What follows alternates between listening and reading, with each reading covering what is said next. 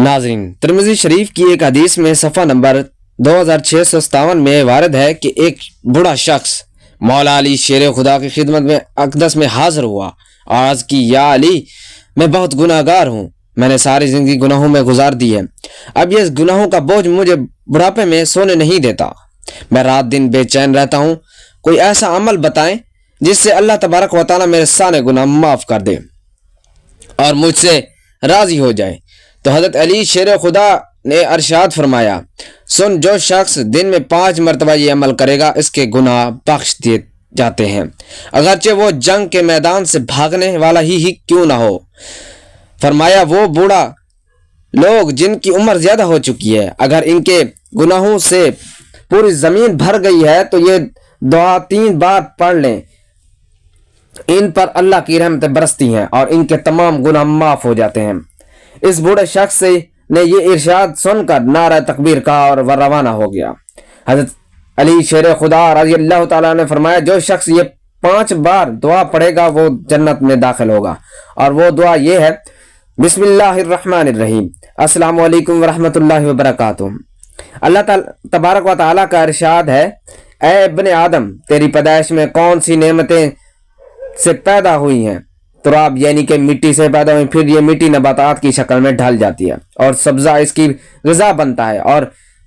غذا خون بناتی ہے اور پھر نطفہ بناتی ہے، پھر یہ نطفہ رحم مادر میں جا کر القا یعنی گوشت جمع ہوا خون بن جاتا ہے، دوسرے لمحے میں مضغہ یعنی کہ گوشت کی بوٹی بن جاتی ہے، پھر اس کی ہڈیاں پہنائی جاتی ہیں اور اس میں روح ڈالی جاتی ہے، اور جب ماں کے پیٹ میں بچے کی شکل مکمل ہو جاتی ہے تو اس کی جنبین کہتے ہیں، پھر جب واضح حمل ہو جائے تو اس کو ولید کہتے ہیں، جب ماں کا دودھ پینے لگے تو اسے رضیع کہتے ہیں، جب ٹھوس غذا کھانے لگے تو اس کو فطیم کہتے ہیں، اور جب کھیلنے کودنے کی عمر کو پہنچ گئے تو اس کو صبی کہتے ہیں، آنکھوں کو بھانے لگے تو اسے غلام کہتے ہیں، چہرے پر سبزہ یعنی داڑھی پھوٹنے لگے تو اس کو مراہق کہتے ہیں، سن بلوغت کو پہنچ جائے تو اس کو بالغ کہتے ہیں، جوان ہو جائے تو شاب کہتے ہیں، پختہ عمر ہو جائے تو رجل کہتے ہیں، جب 30 سال کی عمر کا ہو جائے تو کہول کہتے ہیں، 40 سال کی عمر ہو جائے تو شیخ کہتے ہیں، 60 سال کی عمر ہو جائے تو شیخ فانی، اور عمر ڈھلتے ڈھلتے جب موت کی دہلیز پر پہنچ جائے تو ہڈیاں کمزور ہو جائے، جسم لاغر ہو جائے، حافظہ کمزور ہو جائے تو اس کو عرض العمر کہتے ہیں، اور ان سب کے بعد بالآخر وہ میت ہو جاتا ہے اور مرنے کے بعد ویسے تراب یعنی کہ مٹی ہو جاتا ہے، مٹی سے اس کی پیدا ہوئی تھی اور پھر بالآخر مٹی بن جاتا ہے۔ لہٰذا ایک انسان کی عمر کا مدار حصہ وہ ہوتا ہے جب وہ جوان ہوتا ہے، اور عمر کے اس حصے کی قدر کرنی چاہیے اور اس عمر میں زیادہ سے زیادہ نیکیاں کرنی چاہیے۔ ایک حدیث میں ارشاد نبی صلی اللہ علیہ وآلہ وسلم ہے، 5 چیزوں کا آگے غنیمت جانو، اپنی زندگی کو موت کے آنے سے پہلے، اپنی فراغت کو مجبور ہونے سے پہلے، اپنی خوشحالی کو تنگ دستی سے پہلے، اپنی جوانی کو اپنے بڑھاپے سے پہلے، اور اپنی صحت کو اپنی بیماری سے پہلے۔ غنیمت جانو بحوالہ المستدرک۔ حضرت انس بن مالک رضی اللہ تعالیٰ عنہ سے روایت ہے کہ رسول صلی اللہ علیہ وآلہ وسلم نے فرمایا کہ بچہ جب تک بالغ نہیں ہوتا اس کے نیک اعمال اس کے والد یا والدین کے حساب میں لکھے جاتے ہیں، لیکن جب کوئی بچہ برا عمل کرے تو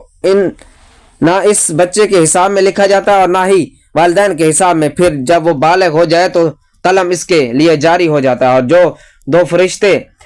اس کے ساتھ رہنے والے ہیں اس کو قلم دے دیا جاتا ہے کہ اس کی حفاظت کرے اور قوت باہم پہنچائے۔ جب حالات اسلام میں 40 سال تک پہنچ جاتا ہے تو اللہ اس کو 3 قسم کی بیماریوں جنون، خزام اور برس سے محفوظ کر دیتا ہے۔ جب 50 سال کی عمر کو پہنچتا ہے تو اللہ تعالیٰ اس کا حساب ہلکا کر لیتا ہے، یا 60 سال کی عمر کو پہنچتا ہے تو اللہ تبارک و تعالیٰ اس کو اپنی طرف رجوع کا تفریق دے دیتا ہے۔ جب 70 سال کی عمر ہو جاتی ہے تو سب آسمان والے اس سے محبت کرنے لگتے ہیں، اور جب 80 سال کو پہنچتا ہے تو اللہ تبارک و تعالیٰ اس کے حسنات کو لکھتے ہیں اور گناہوں کو معاف فرما دیتے ہیں۔ پھر جب 90 سال کی عمر ہو جاتی ہے تو اللہ تعالیٰ اس کے سارے اگلے پچھلے گناہ معاف کر دیتے ہیں اور اس کو اپنے گھر والوں کے معاملے میں شفاعت کرنے کا حق دیتے ہیں، اس کی شفاعت قبول فرماتے ہیں اور اس کا لقب امین اللہ اور اسیر اللہ فی الارض یعنی کہ زمین پر اللہ کا قیدی ہو جاتا ہے، کیونکہ اس عمر تک پہنچ کر عموماً انسان کی قوت ختم ہو جاتی ہے، کسی چیز میں اس کے لیے لذت نہیں رہتی، ایک قیدی کی طرح زندگی گزارتا ہے، اور جب وہ ایک ارذل عمر تک پہنچ جاتا ہے تو اس کے تمام وہ نیک اعمال نامے میں لکھ دیے جاتے ہیں جو اپنی صحت و قوت کے زمانے میں کیا کرتا تھا، لیکن اگر اس سے کوئی گناہ ہو جائے تو وہ نہیں لکھا جاتا۔ حضرت ابو بکر صدیق رضی اللہ تعالیٰ عنہ فرماتے ہیں کہ ایک مرتبہ ایک شخص نبی کریم صلی اللہ علیہ وآلہ وسلم کی خدمت میں اقدس میں حاضر ہوا اور کہنے لگا کہ اے اللہ کے رسول، ہم سے کون سا شخص بہتر ہے؟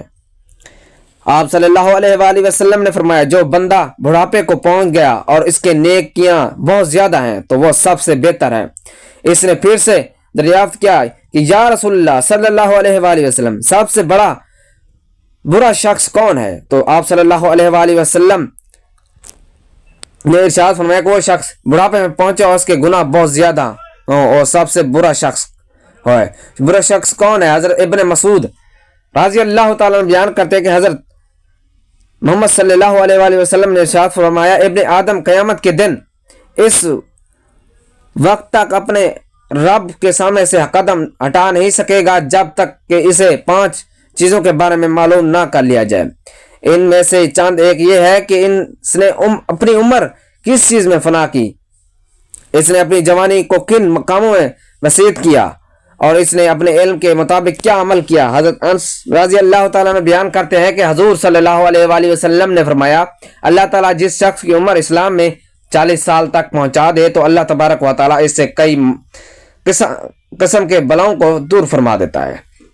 خزام، برس اور شیطان کی غضبناک کرنے کو، اور اللہ تعالیٰ جس شخص کی عمر سال میں اسلام میں 50 سال کو پہنچا دے تو اللہ اس پر حساب کو آسان فرما دیتا ہے۔ بہوالا مجمع زوائد، ایک مسلمان کے لیے عمر کا ہر ایک حصہ اللہ کی نعمت اور بیش بہا عطا ہے، لیکن ارذل عمر سے پناہ مانگنی چاہیے۔ اللہ تعالیٰ نے قرآن پاک میں ارشاد فرمایا کہ اللہ نے تم کو پیدا کیا اور پھر وہی تم کو وفات دے گا، اور تم میں سے ارذل یعنی ناکارہ عمر کی طرف لوٹا دیا جاتا ہے تاکہ انسان انجام کار حصول علم کے بعد کب کچھ نہ جان سکے۔ حضرت سعد رضی اللہ تعالیٰ عنہ بیان کرتے ہیں کہ حضور صلی اللہ علیہ وآلہ وسلم نے نماز کے بعد ان چیزوں سے پناہ طلب کیا کرتے تھے، اے اللہ، میں بزدلی سے تیری پناہ میں آتا ہوں اور میں اسے تیرے پناہ میں آتا ہوں کہ مجھے ارذل عمر کی طرف لوٹا دیا جائے، اور میں عذاب قبر سے تیری پناہ میں آتا ہوں۔ اس حدیث سے صاف واضح ہے کہ آپ صلی اللہ علیہ وآلہ وسلم نے ارذل یعنی ناکارہ عمر سے اللہ کی پناہ مانگی، اور آپ جان لیتے ہیں کہ ارذل عمر ہے یہ کیا کہ ارذل عمر سے مراد ہے کہ انسان اس قدر بوڑھا ہو جائے کہ کمزور ہو کر اپنی بچپن کی ابتدا حالت میں واپس لوٹ آئے، اس کی سماعت اور بصارت کمزور ہو جاتی ہے، اس کی عقل کام نہ کرے اور سمجھ میں کوئی بات رہے، وہ فرائض کو ادا کرنے کے ساتھ ساتھ اپنی ذاتی کام بھی نہ کر سکے، اپنی پاکیزگی اور صفائی کا خیال نہ رکھ سکے اور اپنے گھر والوں پر بوجھ ہو جائے اور وہ اس کی موت کی تمنا کرنے لگے۔ اگر اس شخص کا گھر بار نہ ہو اور بالکل تنہا ہو تو اس سے بڑی اور کیا مصیبت ہوگی۔ اللہ ایسے عمر سے ہم سب کو محفوظ فرمائے۔ یہ عام لوگوں کا حال ہے کہ 40 سال کی عمر کے بعد ان کا انحطاط شروع ہو جاتا ہے، ان کے اعصاب کمزور ہو جاتے ہیں، اور جن لوگوں پر اللہ کا خصوصی کرم ہوتا ہے جیسے علماء کرام، اولیاء اللہ، اور 60 سال کے بعد بھی محفوظ اور توانا ہوتے ہیں اور ان کی حواس قائم رہتے ہیں۔ حضرت عطا نے حضرت ابن عباس رضی اللہ تعالیٰ عنہ سے روایت کیا ہے کہ سورۃ النحل کی آیت نمبر 1 میں ارذل عمر کا جو تذکرہ ہے مسلمانوں کے لیے نہیں ہے، کیونکہ ہم مسلمانوں کی عمر جس قدر زیادہ ہو جاتی ہے اللہ سبحانہ و تعالیٰ کے نزدیک اس کی عزت اور کرامات بڑھتی جاتی ہیں اور اس کی عقل و معرفت میں زیادتی ہوتی جاتی ہے۔ اور حضرت اکرامہ رضی اللہ تعالیٰ عنہ نے کہا ہے کہ جو قرآن پاک کی تلاوت کرتا ہے ارذل عمر کی طرف نہیں لوٹایا جاتا۔ ناظرین گرامی، ایک مرتبہ ایک شخص حضرت علی رضی اللہ تعالیٰ عنہ کی خدمت میں حاضر ہوا اور اس نے سوال کیا، یا علی، میرے بال سفید ہوتے جاتے ہیں، اس کا کیا مقصد ہے؟ حضرت علی رضی اللہ تعالیٰ نے فرمایا کہ جب حضرت آدم علیہ السلام زمین پر آئے اور وہ بوڑھے ہونے لگے تو ان کے بال پھر سفید ہونے لگے، اور جب पहली मर्तबा हजरत आदम अलैहिस्सलाम ने अपने बालों को सफ़ेद होते देखा तो अल्लाह सुब्हानहू व तआला से अर्ज़ किए कि ऐ अल्लाह, मेरे बाल क्यों सफ़ेद होते जा रहे हैं? तो अल्लाह ताला ने इरशाद फरमाया कि बालों का सफ़ेद होना बुढ़ापे, बुजुर्गी और तजर्बात में फरावानी की तरफ इशारा है, और इंसान का बूढ़ा होना इंसान को नफसानी ख्वाहिश से दूर करता है और इस बात को वाज़ेह करता है कि इस शख्स के पास ज़िंदगी में तजर्बात हैं जिनसे मशवरा लेकर आप अपने फ़ैसलों को बेहतर बना सकते हैं। अल्लाह ताला बूढ़ों के मशवरे ज़्यादा पसंद फरमाता है, यानी कि बूढ़ों के पास जो तजर्बात होते हैं वो अच्छे मशवरा देते हैं। और दोस्तों, बहुत सी किताब हदीस में प्यारे नबी करीम सल्लल्लाहु अलैहि वसल्लम का फरमाने अली शान मौजूद है कि 4 शख्स ऐसे हैं कि जिससे अल्लाह तबारक व तआला क़यामत के दिन ना तो बात फरमाएंगे और ना ही इन्हें पाक करेंगे और ना ही इसकी तरफ रहमत की निगाह से देखेंगे, और ऐसे लोगों के लिए दर्दनाक अजाब होगा। नंबर 1, कस्में उठाकर माल फरोख्त करने वाले। दोस्तों, जो शख्स अपने माल फरोख्त करता है, वक्त कसरत से कस्में उठाता है, ख्वाह वो सच्चे हो या झूठी, अल्लाह तबारक व तआला इससे नफरत करता है। हज़रत अबू हुरैरा रज़ियल्लाहु तआला अन्हु से रिवायत है कि वो फरमाते हैं कि मैं रसूल सल्लल्लाहु अलैहि वसल्लम को फरमाते हुए सुना है कि कसम का नाम ज़माना तिजारत के फ़रोख्त का ज़रिया तो है, मगर इससे बरकत ख़त्म हो जाती है। ये सही हदीस मुत्तफ़क़ अलैहा है और ये अल्फाज अबू दाऊद के हैं। नबी करीम सल्लल्लाहु अलैहि वसल्लम कस्में खाने को मामूली समझ रहे हैं और सामान तिजारत को बेचने और कमाई की खातिर कसरत से कसम खाने से डरा रहे हैं, इसलिए कि जब कोई किसी सामान पर झूठी कसम खाता है तो इसे खरीदना वाला इसकी उठाई कसम खाने के सबब इसे अपनी कसम की समय समझता है और वह सामान को ज़्यादा कीमत में खरीद लेता है, चुनांचे इसकी पादाश में बरकत ख़त्म हो जाती है, बल्कि हो सकता है कि मुनाफे के साथ साथ हकीकी कीमत भी ज़ाय हो जाती है। यकीनन जो कुछ अल्लाह ताला के पास है इसे इसकी नाफरमानी के ज़रिए हासिल नहीं कर सकते। बामकसद कसम खाना अल्लाह तबारक व तआला की ताज़ीम की कमी करता है। जो कोई तौहीद के मुनाफी हदीस की रूह से ये बात साबित है कि इंसान की तकदीर में जो कुछ लिखा हुआ है इसे इस पर राज़ी रहना चाहिए और गैर इस्लामी लिए बांध कर झूठी कस्में खाकर अपने माल को फरोख्त नहीं करना चाहिए। झूठी कस्में खाना तो वैसे भी गुनाह कबीरा है, लेकिन उलमाए कराम के नज़दीक इस बात की गुंजाइश बहरहाल मौजूद है कि कभी मुश्किल वक्त में झूठी कसम खाने की ममानत नहीं, लेकिन बहरहाल कसम सच्ची हो या झूठी इसे अपनी आदत बना लें, खिलाफ शरई अमल है। नंबर 2, मुतकब्बिर फ़कीर, यानी ऐसा शख्स जिसके पास तो कुछ भी ना हो लेकिन वो लोग को बढ़ा चढ़ा कर बताता है कि मेरे पास ये भी है और फला चीज़ भी है, यानी एक तो फ़कीर कंगाल और दूसरों का दस्त नज़र और मोहताज और ऊपर से तकब्बुर करके अपनी झूठी बर्तरी ज़ाहिर करता है। अल्लाह तबारक व तआला को ये बात हरगिज़ पसंद नहीं। अल्लाह तबारक व तआला तो किसी मालदार और गनी शख्स का तकब्बुर करना भी पसंद नहीं करता, तो फिर फ़कीर और मोहताज करें जो कि भी गरीब हैं और बर्तरी के असबाब से महरूम, गोया कि ये शख्स अपने अमाल से साबित कर रहा है कि ये अहकाम इलाही और खाशियत इलाही से बेनियाज है। लिहाजा अल्लाह के नज़दीक एक ऐसे शख्स का तकब्बुर करना मालदार आदमी से ज़्यादा कभी है कि नंबर 3, बूढ़ा ज़ानी। दोस्तों, तीसरा शख्स जिसने अल्लाह तबारक व तआला को नफरत है, बुढ़ापे में ज़िना करने का मतलब यह है कि इसका मिजाज बहुत बिगड़ा हुआ है और इसका दिल अल्लाह के खौफ से बिल्कुल खाली है। अहले इल्म ने लिखा है कि ज़िना की मुहर्रिकात अमूमन शबाब, हरकत, गरीज़ा, किल्लत, मार्फत, गलबा, शहवत, ज़ौफ़, अकल और कम उम्री है, और ये तमाम असबाब व मरकात बुढ़ापे में ख़त्म हो जाती हैं। इस ज़माने की एक तवील उम्र गुजारने के बाद मुतअद्दिद तजर्बात के हसूल से इंसान की अकल कामिल हो जाती है, लिहाजा इसमें जिमा के असबाब औरत के शहवत को कम पड़ जाती है और अब इसकी बची कुची शहवत को पूरा करने के लिए इसके पास हलाल जरिया है, यानी कि इसकी बीवी मौजूद होती है। लिहाजा अगर वो ज़िना करता है तो इसका मतलब है कि सिर्फ यही हट धर्म है और इसके अंदर खशियत इलाही की कोई नाम की कोई चीज़ नहीं। मुस्लिम शरीफ की एक और हदीस में हज़रत अबू हुरैरा रज़ियल्लाहु तआला अन्हु कहते हैं कि रसूल सल्लल्लाहु अलैहि वसल्लम ने फरमाया, 3 शख्स हैं जिनसे अल्लाह ताला क़यामत के दिन कलाम नहीं करेगा, यानी या تو رضائے خوشنودی کا کلام نہیں کرے گا، یا مطلب کوئی کلام نہیں کرے گا، اور نہ ہی ان کی تعریف اور ستائش کرے گا۔ اور ایک روایت میں یہ الفاظ بھی ہے کہ وہ اور نہ ان کی طرف دیکھے گا، بلکہ ان کے یہ دردناک عذاب ہوگا۔ ایک تو زناکار بوڑھا، دوسرا جھوٹا بادشاہ، تیسرا تکبر کرنے والا، نمبر 4 ظالم حکمران۔ پیارے دوستو، یہ چوتھا ایسا شخص ہے کہ جس نے اللہ تبارک و تعالیٰ کو نفرت ہے۔ اللہ پاک نے ایسے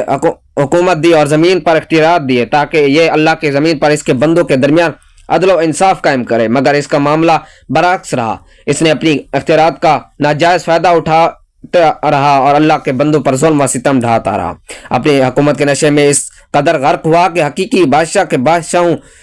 بادشاہوں کے بادشاہ یعنی اللہ تبارک و تعالیٰ کو یہ بھلا بیٹھا، لہٰذا اللہ کے ہاں قابل نفرت اور خبیث ٹھہرا۔ حالانکہ اگر یہ اللہ کے ڈر سے عدل و انصاف کا دامن پکڑ لیتا تو اللہ کا نیک بندہ اور ولی بنتا، اور اللہ تبارک و تعالیٰ اسے روز قیامت اپنے عرش کا سایہ نصیب کرتا۔ رسول صلی اللہ علیہ وآلہ وسلم نے ارشاد فرمایا، انسان کی تقدیر میں اس کا حصہ زنا لکھ دیا جاتا ہے، جس کو وہ ہر حال میں انجام دے گا۔ تو آنکھوں کا زنا دیکھنا، کانوں کا زنا سننا، زبان کا زنا بات کرنا، ہاتھ کا زنا پکڑنا چھونا، اور